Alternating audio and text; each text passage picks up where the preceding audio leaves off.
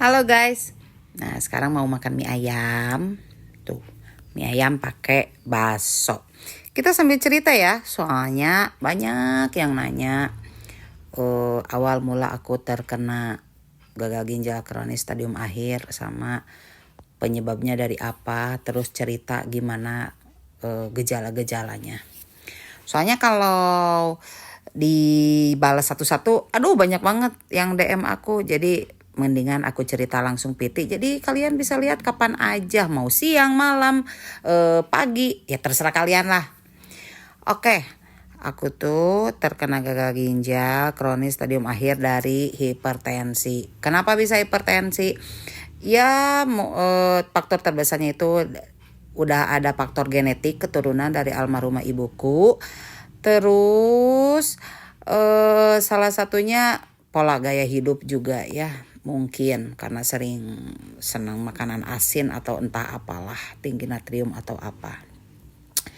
Kemudian gejala yang aku rasain itu di awal itu yang paling lama banget dan berkepanjangan itu mual sama muntah. Sehingga aku tuh berasa apa ya, aku tuh kayak mengidap penyakit lambung, GERD atau apalah sejenisnya. Karena apa, dengan makan obat ternyata cuma meredakan aja tanpa tuntas membantu atau mengobati lambung itu sendiri. Terus pas kesininya kok badan aku ada sedikit bengkak, terutama di kaki. Dari situ aku kerja. Nah, setiap aku bawa aktivitas atau aku bawa kerja di wedding kok gampang lelah. Kenapa aktivitas tuh? Padahal dulu enggak loh, biasa-biasa aja. Dan puncaknya aku tuh waktu itu nge-make up wisuda, aku sesek hebat. Berarti flashback ke belakang ya, mual muntahnya itu sekitar lama lah, mengidap perasaan punya penyakit lambung itu sekitar 2 tahun 3 tahun. Kalau bengkaknya kesini-sininya dan puncaknya itu sesak nafas hebat.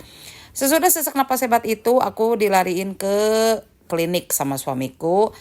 Terus diobatin dan ternyata kata klinik kalau gejala ini masih terus menerus dalam artian tidak meredakan, aku harus dibawa ke UGD, ke rumah sakit. Dari situ aku dilakukan pengecekan segala macam, laboratorium, rongsen, USG, apalah itu, pokoknya dokter menyarankan semua persyaratan atau pengecekan apa aja yang aku alamin atau keluhan.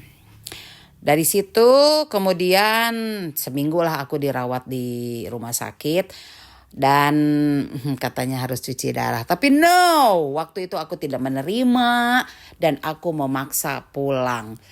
Kalian tahu pas pulang gimana perasaan atau gimana keluhan aku makin bertambah coy. Dari mulai mual muntahnya makin tambah, lemes gak karuan, gak bisa berdiri, sesek yang makin hebat, ditambah ada gatal-gatal di sekitar dada kayak telur ikan beruntusan. Sampai waktu itu aku bertahan gak mau ke rumah sakit karena saking takutnya dengan vonis tersebut. Aku tuh gak bisa tidur sekitar waktu divonis itu ya, seminggu aku gak bisa tidur. Sambil aku merasakan keluhan tersebut. Kemudian waktu itu bentar aku inget dulu 9 tahun ke belakang atau sok kudu diinget-inget dulu bentar ya. Dari situ aku tuh minta rujukan ke Bandung karena waktu itu kan yang seminggu rawat pertama tuh di Garut ya. Aku minta rujukan ke Bandung. Kenapa? Aku tuh pengen cari second opinion dari dokter yang dokter yang ahlinya gitu.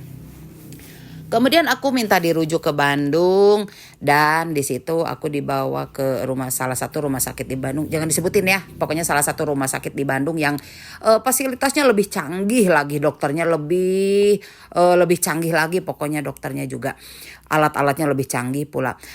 Semua dilakukan pengecekan itu dalam keadaan apa pas aku datang ke UGD. Aduh, kaki aku udah pakai kaos kaki aja udah kayak yang ditekan itu si kaki tuh nggak balik lagi karena saking bengkaknya. Kemudian aku ngomong napas aku udah pendek, ngomong aku udah nggak kencang lagi kayak sekarang. Terus aku ditanya sama suster, aku sedikit rada lemot, rada loading guys. Nah dari situ Diponislah sama dokter itu, karena dokter memang melihat riwayat yang dari Garut ya. Kata dokter, ini harus sekarang dicuci darah. Kataku, apa, saya nggak akan cuci darah, walau sampai kapanpun saya nggak akan cuci darah. Kenapa? Sedikitnya aku tahu pengetahuan, kalau udah cuci darah orang itu bakalan seumur hidup cuci darah. Kata dokter, justru kamu dengan keadaan fisik kamu yang segini mah lumayan gitu, kamu bakalan cepet untuk pulihnya. Dari situ tahu nggak guys, aku langsung pulang. Padahal itu aku pakai BPJS karena aku memaksa pulang waktu itu juga karena aku takut dicuci. Aku sampai bayar waktu itu, lumayan mahal loh. Tahu kan rumah sakit Bandung yang swasta. Nah dari situ pas pulang yang ada aku nggak bisa tidur guys. Lihat orang lain tidur pulas, aku nggak bisa tidur. Dan akhirnya apa? Aku menyerah. Dari situ dicuci lah aku. Langsung gatal-gatalku nggak ada, lemesku nggak ada. Dan tetap aku manusia biasa yang belum menerima takdir. Aku nggak mau menjalani cuci darah selanjutnya. Sehingga hingga aku bertahan 1 bulan, aku memakai herbal ini itu. Alhasil apa? HB ku di angka 5. Dan aku gak bisa berdiri sama sekali. Sampai aku gak bisa ngomong kenceng, gak bisa apa-apa. Disitulah aku menyerah dengan takdirku. Dan gak ada jalan lagi. Karena aku ingin bangkit, ingin sembuh. Dan aku coba lagi untuk cuci darah selanjutnya, dan selanjutnya sampai sekarang hingga aku ada di titik 9 tahun.